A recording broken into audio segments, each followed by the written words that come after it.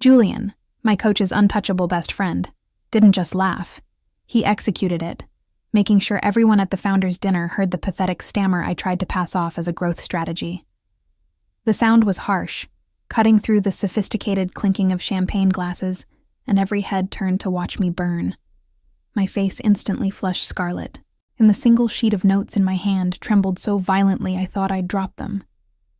I stared down at the polished mahogany table, preparing for the crushing wave of judgment, when the noise abruptly died.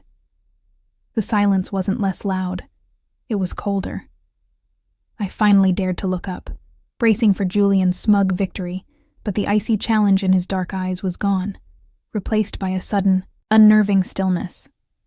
He wasn't looking at my mistake anymore. He was just looking at me. My name is Lena. I am 31 years old, and I specialize in making things run smoothly in the background. Specifically, I am the executive assistant to Marcus Holm, the head of investment strategy at Ascent Ventures, and the man who, unfortunately, also happened to be Julian Vance's longtime friend and business partner. The founders' dinner, the one where I had just spectacularly imploded, wasn't mandatory for me. I was there because Marcus insisted I present the Q3 projections, a task usually reserved for junior analysts. He believed in giving me visibility, and I appreciated the effort, even if the visibility felt like standing naked on a stage under a spotlight that only highlighted my flaws. I drove home that night on autopilot, the memory of Julian's laugh, deep, confident, and dismissive, still vibrating in my ears. It was a Monday, the worst kind of Monday, but I knew exactly what came next. My perfectly calibrated routine. I lived in a small, meticulously organized apartment in the Upper East Side. It wasn't fancy, but it was mine, and it was quiet. Solitude was my chosen shield. It protected me from unexpected interactions and, more importantly, from unexpected judgments. When I stepped into the elevator, I didn't have to look at the time to know it was 10:47 p.m. I'd be in my pajamas by 11:05. The kettle would be whistling by 11:10, and I'd be watching a documentary about deep-sea marine life by 11:15. It was a life built on precision, a stark contrast to the chaotic, unscripted mess I sometimes felt inside. I had a good career, a reliable savings account, and friends who called occasionally. But I hadn't felt truly seen or deeply chosen in years. I'd grown comfortable with the knowledge that I was the support system, the competent, predictable woman in the tailored navy suit, not the main character of any dramatic story. The elevator doors opened onto my floor. The hallway was hushed, scented faintly with the expensive, unfamiliar cedar and sandalwood that usually clung to Julian Vance's floor, one level up. Julian didn't live here, of course. His residence was a sprawling penthouse downtown. But he often used the exclusive private office space Marcus kept here for discreet late-night meetings. I briefly wondered if he was still around, maybe grabbing a celebratory scotch after tearing down my presentation. The thought twisted something cold in my stomach. Julian Vance was everything I was not. Effortless, dominant, born into a world where his opinions were fact, and his presence commanded attention. He was the kind of man who moved through the world expecting affirmation. I moved through it, trying desperately not to inconvenience anyone. I reached my door, fumbling slightly with the keys, eager to dissolve into the anonymity of my own four walls. I just wanted the day, and Julian's condescending laughter, to be over. I had already changed into my softest gray sweats, and was pouring water into the kettle when my phone buzzed with an urgent text. It was Marcus. Forgot my office key on the desk. Massive emergency file drop just came in. Can you check my private study, 4A? I need the file. Now. Marcus Holm was not a man who used the word emergency lightly. It meant millions of dollars, and potentially a major client relationship were hanging in the balance. My immediate reaction was a weary sigh. I knew that file. It was an intimidating binder, thick and labeled in red tape. This was definitely not part of the predictable routine. My initial impulse was to ignore it, to claim I was asleep, but I couldn't. Marcus had given me a platform tonight, however embarrassing the outcome had been. I owed him competence. Reluctantly, I pulled my tailored pants back on, trading my soft, fuzzy socks for commuter flats. The building was quiet enough at this hour that I didn't bother changing my sweatshirt. No one was going to see me. It was purely a transactional errand. Retrieve the key, retrieve the file, drop it off with the designated courier Marcus was sending. 10 minutes, maximum, and then back to my deep-sea creatures. I took the elevator up one floor to the executive suites, 4A. Marcus's private study was just across the hall from the door that led to Julian Vance's occasional workspace. The air here felt different, heavier, saturated with the quiet authority of high finance. As I inserted my spare key into Marcus's door, I noticed a slight shimmer of light escaping from under the door across the hall. Julian must still be here, I realized with a sudden jolt of adrenaline. The idea of running into him now, sweaty and disheveled after his public dismantling of my capabilities, made my stomach clench. I found the keys easily, nestled on Marcus's oversized leather desk, right next to the threatening red binder. I grabbed both, planning a swift retreat, but as I turned to leave, the silence of the hall was shattered by a loud, metallic clatter from across the way. It sounded like something heavy and breakable had hit the marble floor, immediately followed by a curse, a low, controlled sound, but undeniably frustrated. My instincts, trained by years of anticipating Marcus's needs, kicked in before common sense. I was worried. Not about Julian Vance, the person, but about Julian Vance, the resource Marcus relied upon. If he was hurt, or if whatever broke was important, I should check. It wasn't about being friendly, it was about damage control. I hesitated for only a second, the heavy red binder feeling like an anchor in my hands. I couldn't just walk away from a potential problem right outside my boss's office. Against every sensible impulse, I knocked tentatively on the steel-reinforced door across the hall. It was purely an administrative decision, I told myself, a favor born of duty, not curiosity. The door didn't open immediately. I was about to apologize and retreat when the lock clicked, slow and deliberate. Julian Vance stood there, framed by the austere lighting of his private office, and my breath hitched. He was still in his bespoke dark gray suit from the dinner, but the tie was loosened, and the top button of his white shirt was undone, revealing a sliver of skin that looked unexpectedly warm against the cool fabric. He wasn't ready to receive visitors. His usually immaculate dark hair was slightly mussed, and there was a tight, strained expression around his mouth. He looked exhausted, stripped of the polished veneer he wore in public. In the boardroom, Julian was a sharp, cutting instrument, a predator. Here, he just looked like a man who hadn't slept in days. He didn't look surprised to see me, which was somehow worse than surprise. It implied I was expected to be here, dutifully running errands for Marcus, still operating in the background of his world. "Lena," he said, his voice flat, devoid of the cruel amusement it held an hour earlier. He didn't ask what I wanted. He simply waited, his dark eyes intense, absorbing the sight of me in my worn sweats and Marcus's red binder. "I apologize for the intrusion," I managed, my voice sounding thin. I gripped the binder tighter. "I heard a noise. I was retrieving Marcus's file. He needed it urgently. I just wanted to check if everything was all right." He didn't step back. He simply shifted his weight, and I could see past him into the office. A heavy crystal tumbler lay in shards on the marble floor, a dark, viscous stain spreading from it, definitely scotch. "Fine," he clipped out. "Just butterfingers." The dismissal was clear, the tone cool, designed to end the interaction immediately. But I couldn't move. I realized I was staring at a fine line of dried blood tracing across the knuckles of his right hand. He had hit the glass or scraped himself picking up the pieces.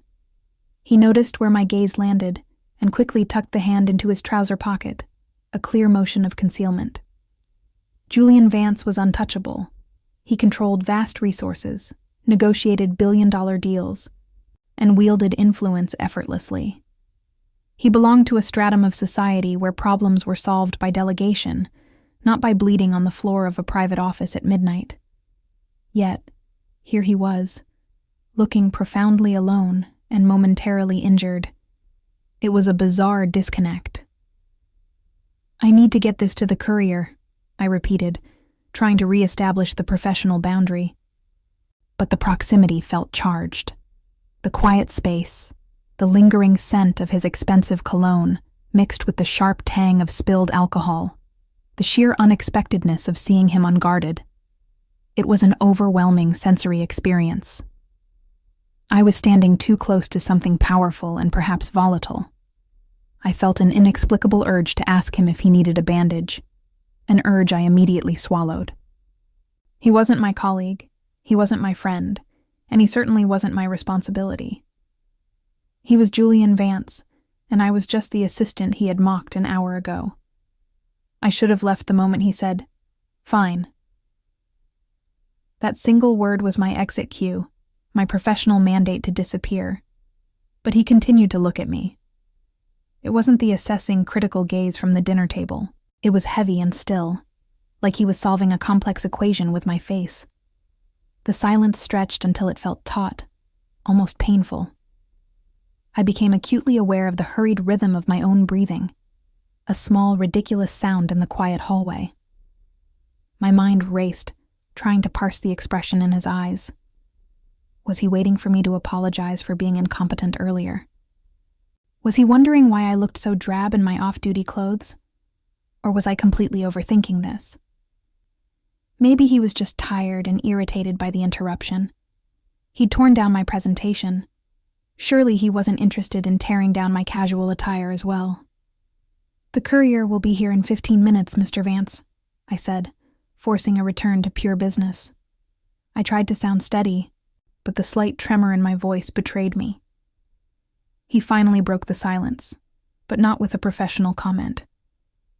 He ignored the mention of the courier and the urgency of Marcus's file.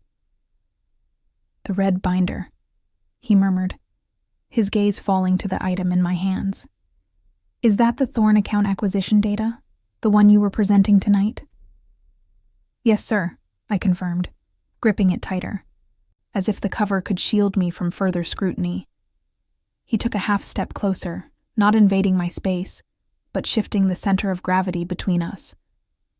"You got lost in the numbers, Lena. You focused so intensely on the technical accuracy that you forgot to tell the story." My face burned again. The critique, delivered now in a low, almost intimate tone, felt 100 times worse than the public humiliation. It suggested he cared enough about the details of my failure to recall it later. "I understand," I said stiffly. "I tend to rely on facts over conjecture." "Facts are boring," he said, and a flicker of something. Was it challenge? Curiosity? Crossed his features. People buy into the vision. They need to feel the win. I wanted to point out that it was his friend, Marcus, who demanded exhaustive data, but I kept the thought locked away. "I'll work on it." He didn't move. His gaze intensified, lifting from the binder to meet mine again. This time, the look lasted maybe 4 seconds, but in the compressed atmosphere of the hallway, it felt like an eternity. It wasn't an appraisal of my looks or my professional status. It was a search, a deep, unsettling connection that made the fine hairs on my arms prickle. It was the complete antithesis of the laughter from earlier. That look suggested he hadn't just seen my failure. He had seen me. And the thought terrified me, because I had spent years being invisible and suddenly, Julian Vance was looking straight through my defenses. I desperately needed him to return to being dismissive, arrogant, and safe. This silent scrutiny was dangerous. I kept waiting for the punchline, for him to break the tension with another cynical remark about my performance. Instead, Julian did the one thing I never expected. He sighed. It wasn't the sound of frustration with me. but a deep, rattling exhalation that spoke of pure, debilitating weariness. The power dynamic in the hallway didn't shift financially or socially. He was still Julian Vance, and I was still Lena, the efficient assistant. But emotionally, the scales suddenly became unbalanced. He ran his left hand across the back of his neck, massaging muscles that were clearly knotted with stress. He let his posture relax slightly, losing the rigid perfection he maintained in public. He looked down at the shattered glass on the floor, then back at me, and the veneer of the dominant alpha finally cracked.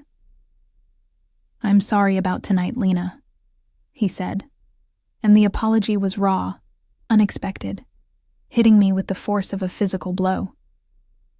I blinked, completely thrown. "Sir?"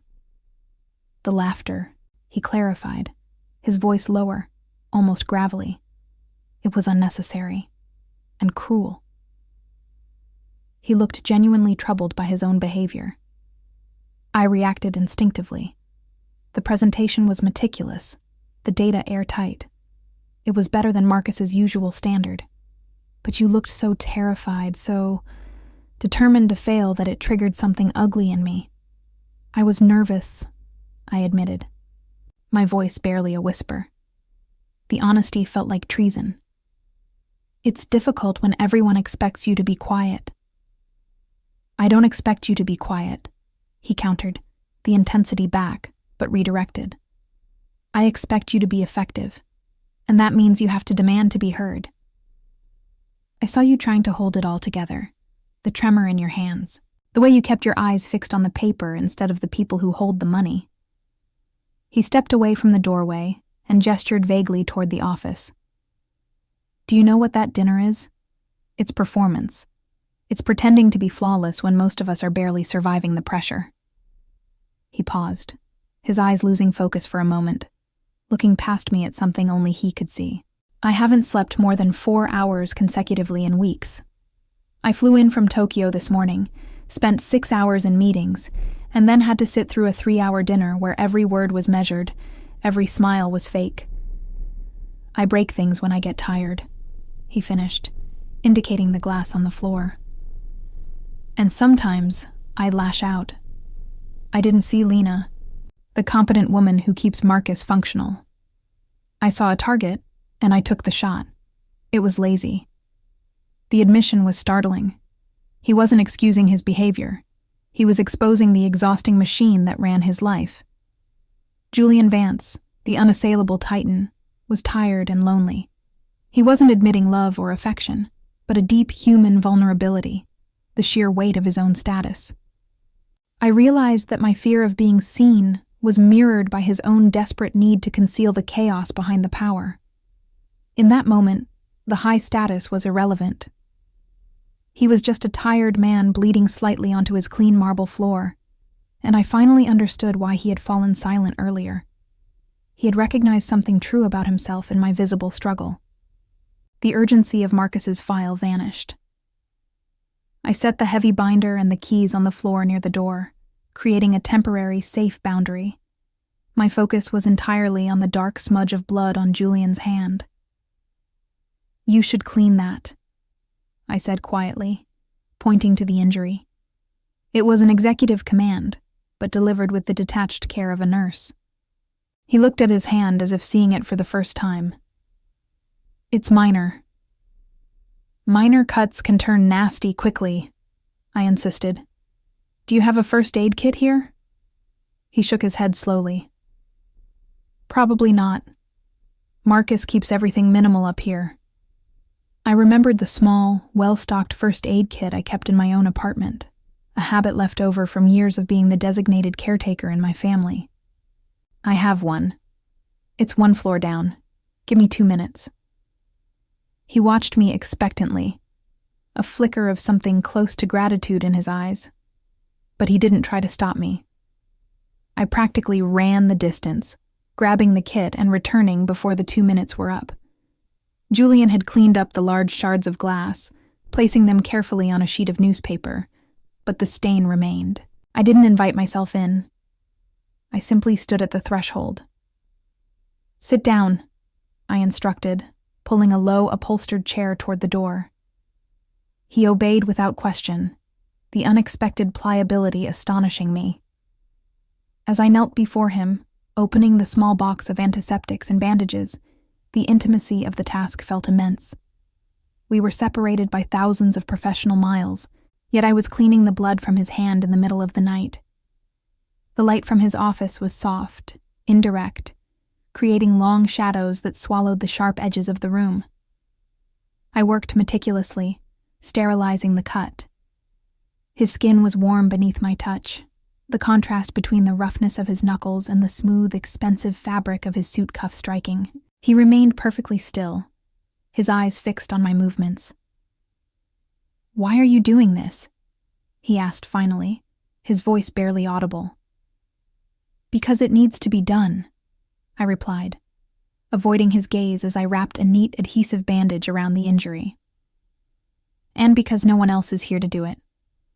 "No," he corrected gently. "Why are you doing this, Lena? After I behaved like an arrogant idiot." I finished the wrap, smoothing the edges. "Because I understand tired. I understand that sometimes the mask slips, and you just want someone to notice that you're struggling, even if you'd never ask for help." I pulled back, creating distance again. He turned his hand over, flexing his fingers slightly, inspecting the clean bandage. Then he looked up at me, and this time, the silence was different. It wasn't the suffocating tension of the professional world. It was a comfortable pause, filled with the shared secret of his temporary weakness and my spontaneous care. For a small, fleeting moment, we were two people connected by a shared, silent recognition that existence, even at the very top, was profoundly exhausting. It was a connection born of mutual vulnerability, not attraction, and it felt more real than any conversation I'd had all week. The air shifted when I stood up, retrieving the first aid kit from the floor. The moment of shared humanity was over, and the hard facts of our reality rushed back in. I was an employee of his best friend's company, and he was Julian Vance. Any sustained interaction outside the parameters of Marcus's business was dangerous. It didn't matter that he had shown a flash of pain. It mattered that he had authority, status, and the capacity to complicate my meticulously organized life. I needed to extract myself. Now. "I need to go, Mr. Vance," I stated, my voice regaining its professional stiffness. "The courier for Marcus's file should be arriving downstairs soon." Julian didn't argue. He slowly rose to his full height, regaining the physical dominance that characterized him. But his eyes held on to mine, refusing to release the thread of connection we had just woven. "You are protecting yourself," he observed, not as a question, but as a simple, accurate diagnosis. My heart hammered against my ribs. He saw too much. He saw past the efficient assistant into the woman who built walls for self-preservation. "I am being pragmatic," I corrected sharply. "Our professional boundaries are clear. I am Marcus's assistant. You are his partner. This," I gestured vaguely between us, "was a momentary lapse in protocol." The word lapse hung heavy in the air. I desperately wanted him to agree, to dismiss it, and let me go back to my boring, predictable safety net. "You're afraid," he said softly, stepping toward the center of his office, his movement deliberate. "Not of me, but of what happens if you allow yourself to feel something unexpected." The comment pierced through my defenses because it was terrifyingly true. I wasn't afraid of Julian. I was afraid of the disruption he represented. I had worked too hard for my independence, for the quiet reliability of my life. A brief, charged interaction with a man like him could shatter the entire structure. People in his orbit got burned by the sheer intensity of his focus.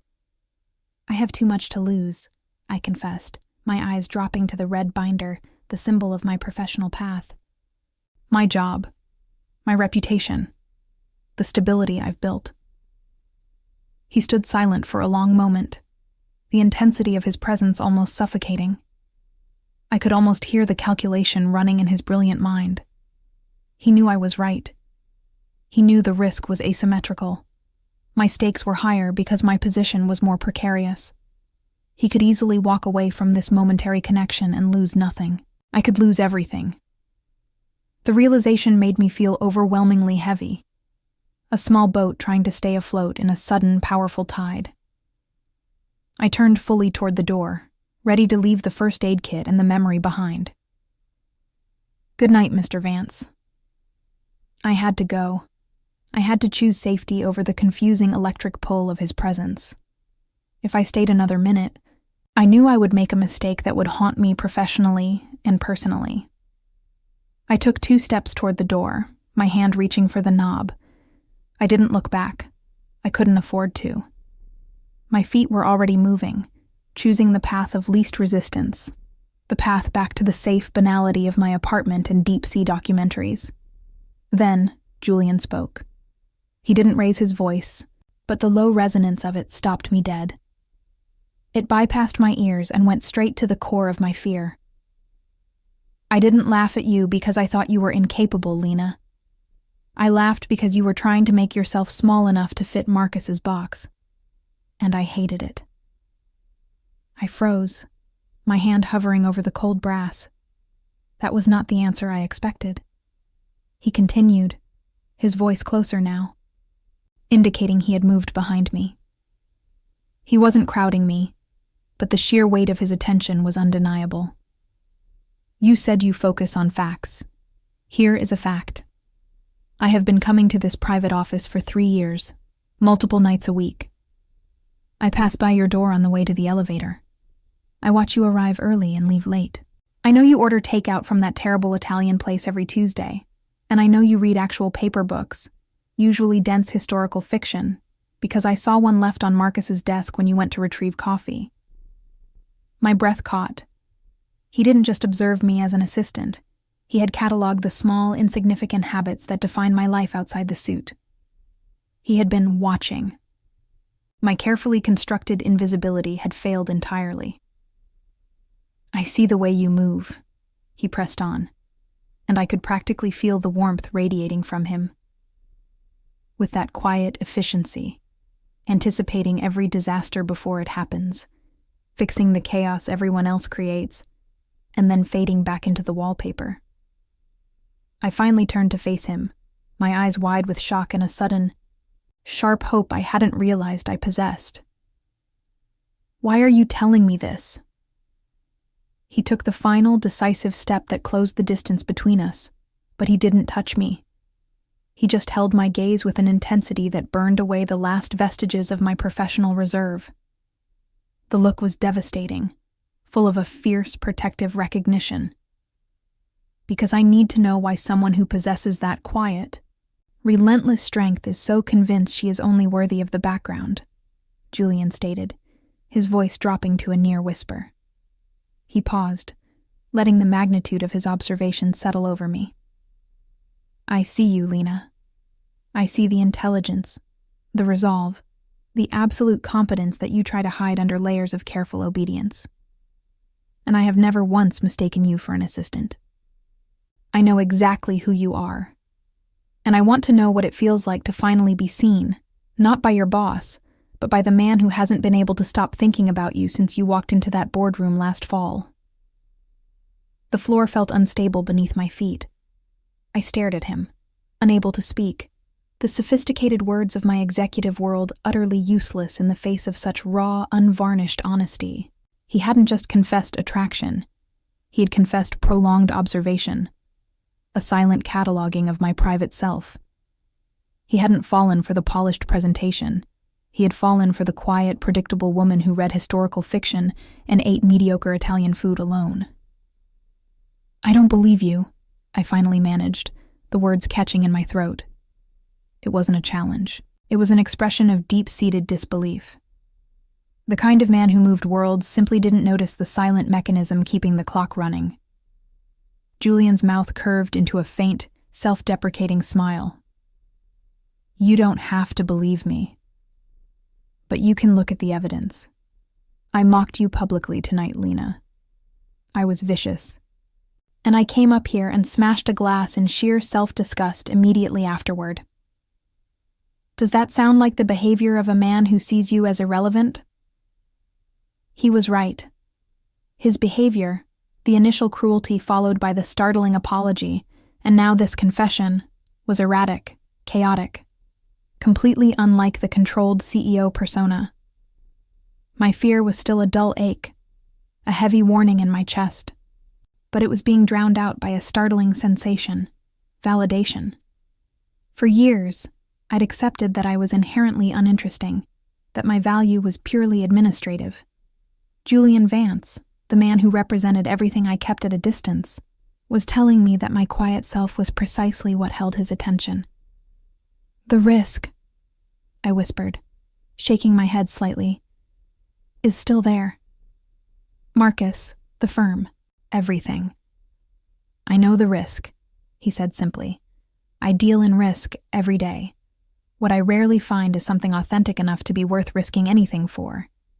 You are real, Lena. Completely, inconveniently, painfully real." I felt the last of my professional reserve crumble. My hands, which had been clutching the strap of the first aid kit, finally went slack. I wasn't brave, and I wasn't suddenly transformed into a fearless romantic heroine. I was terrified. But the weight of trying to pretend I hadn't heard him, of trying to deny the fact that his intense gaze made me feel visible for the first time in years, was heavier than the fear itself. "I'm scared," I admitted honestly, looking directly into his dark, demanding eyes. "I don't know how to handle this." "I don't know how to handle you." Julian's expression softened instantly. He nodded, accepting my fear without minimizing it. "You don't have to handle me, Lena. You just have to allow yourself one honest response. Did I feel the connection just now, or did you?" I took a deep, shuddering breath. The air in the expensive office felt charged, waiting. There was no going back to invisibility now. "I did," I admitted, the confession barely audible. "I felt it." It was the simplest, most honest truth I possessed. It wasn't a promise of forever, or a decision to overthrow my life. It was simply the refusal to deny a present reality. Julian didn't press the advantage. He didn't move to kiss me or pull me closer. Instead, he simply reached out and gently took the first aid kit from my now trembling hands. The weight of the gesture was enormous. It was a silent acknowledgement that he heard my fear and respected the fragile nature of this beginning. "The courier is probably waiting downstairs now," he said, returning to the pragmatic reality of the hour, but the context had completely changed. I glanced down at the red binder on the floor. "I should. Go," he urged, a soft command. "Do your job. Be the competent, professional Lena. But know that the man who sees you, the man who laughed because he was frustrated by your efforts to disappear, is staying right here. I'm not going anywhere." I bent down and retrieved Marcus's file. My movements felt heavy, yet simultaneously light, as if a great, internal pressure had been released. As I walked the few steps toward the elevator, I could feel his gaze on my back. No longer analytical or critical, but steady and proprietary. When I reached the elevator bank, I hesitated, turning back for one last look. Julian was still standing in the exact same spot, his hand still tucked into his pocket, the shadow of the bandage visible. He didn't offer a dramatic wave or a seductive smile. He simply nodded, a silent promise. I stepped into the elevator, the heavy file clutched to my chest. As the doors slid shut, separating us physically, I realized the separation was illusory. The shared space we had created in that quiet hallway was portable, residing now within me. My life had been organized around the expectation of the banal, but in one intense, accidental hour, Julian Vance had detonated that expectation. I hadn't made a grand decision, only a single small choice. The choice to stop denying the truth of the connection. I stepped out of the elevator downstairs, met the courier, and handed over the file. conducting the transaction with the calm competence that was my default setting. But beneath the calm, the engine of my life was running on a different fuel, a dangerous, exhilarating mixture of fear and profound recognition. I walked home, the dark city silent around me, no longer invisible. The silence was still there, but now it felt like a wide-open space, waiting to be filled. I had gone out tonight expecting only humiliation, and instead, I had been seen by the person who mattered most. The story wasn't ending. It was just starting. Do you think Lena can really keep the boundaries now that Julian has admitted everything? Click the like button if you think this is a terrible idea, but you'd watch it anyway. And subscribe to the channel so you don't miss the next dramatic chapter where Lena navigates the impossible proximity to her coach's untouchable best friend. Tell me in the comments, would you risk your stability for this kind of intense connection?